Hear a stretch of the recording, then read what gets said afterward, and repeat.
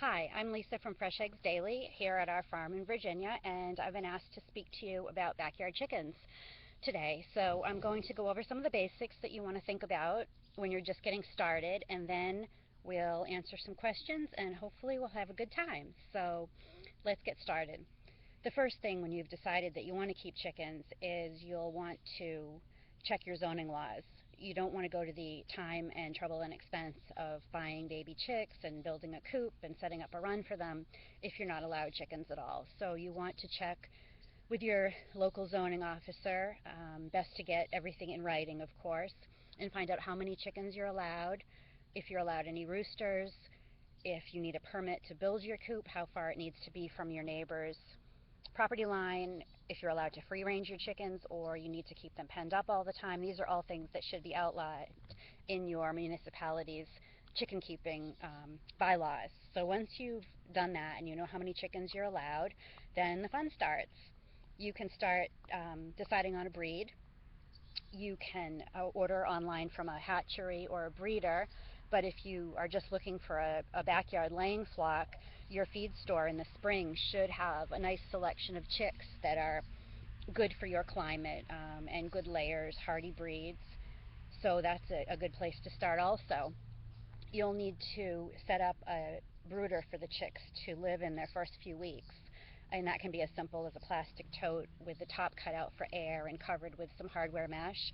You'll need food and water for the first couple of weeks. But then the coop is really going to be your next main concern. You'll want your coop to be predator proof. That's the most important thing and the number one problem really with raising backyard chickens. Your coop should be locked at night and the chickens should be locked inside every night. You'll need predator proof latches and you'll want to put 1/2-inch hardware cloth on all the vents and windows to prevent predators from getting in. You might have an attached run or your coop might actually be inside your run. You'll want to allow at least 10 square feet per chicken in your run, although that's a real minimum, and of course the more space you can give them the better. And your run should also be made of chain link or welded wire, wrapped in chicken wire along the bottom, and the fencing should be sunk into the ground so digging predators can't dig in, and preferably covered so predators can't jump over the fence or get in from the top like hawks and owls. So once you've done that, you'll pretty much be set up for your chickens. Of course, you can do a lot more reading and research, and you'll want to find some feed, chick feed for the first 8 weeks or so, then starter grower feed until they're about 18 weeks old. And then you'll switch to a layer feed. You'll also want to supplement them with crushed egg shell or oyster shell for extra calcium. Chicks and chickens also need grit, which is really nothing more than coarse dirt or little pebbles. That's how they digest their food, and if they're eating anything other than a regular chicken feed, and that includes table scraps, kitchen scraps, garden scraps, grass, things like that, then they need the grit to be provided also. I do add some supplements to our chicken feed. I add apple cider vinegar to their water a couple times a week. It has great health benefits, helps regulate the pH in the digestive tract. I'm sure many of you have heard about humans drinking apple cider vinegar for the health benefits, and they're very similar for chickens. They also help keep the water cleaner, and it's thought that chickens prefer the taste of water with apple cider vinegar in it over plain water. So I do add a tablespoon per gallon of apple cider vinegar a couple times a week for the chickens. I also add to their feed probiotic powder, which is basically the equivalent of humans eating yogurt. That also helps build good bacteria in their digestive tracts and can help with egg production and other health benefits. I add brewer's yeast and garlic powder. Again, brewer's yeast is an overall health nutritional supplement and also helps with strong bones and legs. And the garlic powder, garlic helps build the immune system and has a host of other great health benefits, again, almost as it does in humans. So adding garlic regularly to their diet is really beneficial. You can also add omega-3 supplements. You can add flax seeds That will pass through to the eggs, so your eggs will have more omega-3s in them. I also add dried herbs to the feed, especially in the winter when they can't get out and eat herbs and grasses. You can add marigolds for a nice orange color. Oregano is thought to be a natural antibiotic. Um, Basil, cilantro, parsley, really all the culinary herbs have great health benefits for chickens. So drying and crushing them into the feed or feeding them fresh is also not only much appreciated, but good for their good for their nutritional health. Um, that's as far as feed and water goes.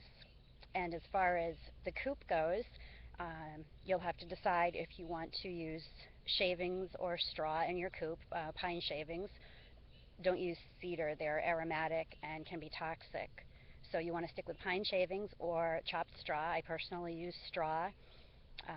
It's better in the winter because it's very insulating, so you can even put bales of straw along the sides of your coop to help keep the coop warm in the winter, and a nice thick layer of straw on the floor of the coop. And I also use straw in the nesting boxes, but shavings are fine also. I do add herbs to the nesting boxes. Parsley can help repel flies, marigolds helps repel bugs, lavender and chamomile are very calming, mint helps repel mice, and it all looks really pretty and smells nice, and if the chickens eat it, that's just fine as well. In your coop, you'll want roosting bars where the chickens will sleep. You want about 8 inches per hen, and a 2 by 4 on the flat side with the 4-inch side up makes a really wonderful roosting bar for the chickens. But you can use a wide dowel or handrail or anything. Just make sure you check for splinters. Nesting boxes should be about 12 inches square. They can be milk crates, wooden crates. You can build them. I use just regular wicker baskets, but you want to allow one for every 3 to 4 hens, although they'll all share them. And you want to put fake eggs in the nesting boxes, so you show your chickens where they should be laying their eggs. You don't want the chickens sleeping in the nesting boxes, so if they do tend to sleep in them when they're younger, you'll want to block the nesting boxes off late afternoon, so they have no choice but to sleep on the roosts. And your roosts should always be higher than your nesting boxes because chickens will instinctively seek the highest ground, so they're going to sleep on the roosting bars as long as they're higher. You'll notice that the hens higher in the pecking order, and yes, there really is a very serious pecking order with chickens. The hens highest in the pecking order will get the top roosts, and then on down to the lower roosts. And believe it or not, the rooster is not always the top of the pecking order.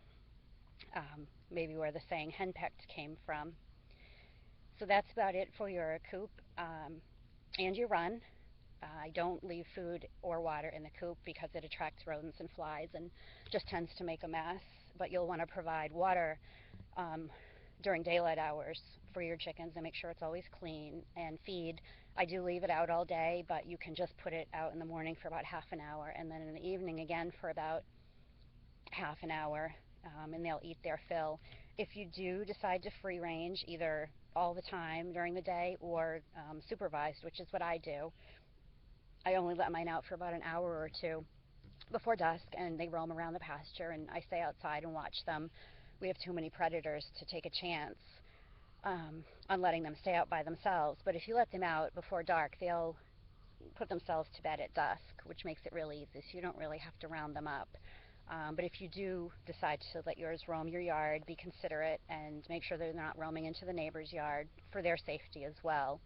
And remember that even your pet dog is a potential predator if they haven't been trained around your chickens. Chickens are very susceptible to predators, so you really do want to keep them safe. You'll want to set up a first aid kit, basic with scissors and gauze and a scalpel and some vet wrap. Blue Coat is a sprayable blue antiseptic that helps prevent pecking if you have issues with that or if someone gets injured. Honey is a great antiseptic that's natural, and I keep some in my first aid kit for injuries or wounds. Saline solution to rinse out eyes. So really with basic ingredients, you've got a pretty nice basic first aid kit. I would add cornstarch, that stops bleeding. You just never know when something's going to happen and you want to be prepared. There are also some other commercial products. NutriDrench is a wonderful vitamin supplement, nutrient supplement for someone who seems sick. VetRx is a natural respiratory relief liquid that I keep in my first aid kit. Vermex is a natural wormer that I keep in my first aid kit also. So just setting aside some things in case you need them is always the best bet. As far as worming, I don't worm my chickens on any regular basis. As a preventive, I feed them lots of pumpkin squash, cucumber, watermelon, any of the squash and melon family. These seeds are coated with a substance that is thought to be a natural wormer. Many of you might have heard of that. Many of the goat keepers have used pumpkin seeds as a wormer for their goats for ages and ages. But that's what I do. I just share our pumpkins and squash with the chickens, cut them in half, let them eat them. They really love them, and I've never had a problem with worms or internal parasites. So I do believe that that works. You'll also want to set up a dust bath area for your chickens. Chickens don't technically take baths, but they do like to dust themselves in fine dirt or sand, and that helps to keep them parasite free of external parasites. It smothers any lice or mites or fleas or ticks or anything. Just some sand, dry sand, dirt, diatomaceous earth, which is a natural fossilized powder that helps kill hard-shelled insects. You can add some of that in. Some wood ash, which is a natural detoxifier. Wood ash is also high in vitamin K, which is a blood clotting agent. So if you have clean wood ash from a wood stove or a fire pit, add that. I also sprinkle some dried herbs in the nesting box area, and the chickens just have a ball. They have spa day, and they go and take their baths. So that's it, kind of the basics of chicken keeping in a nutshell. I hope you enjoyed it.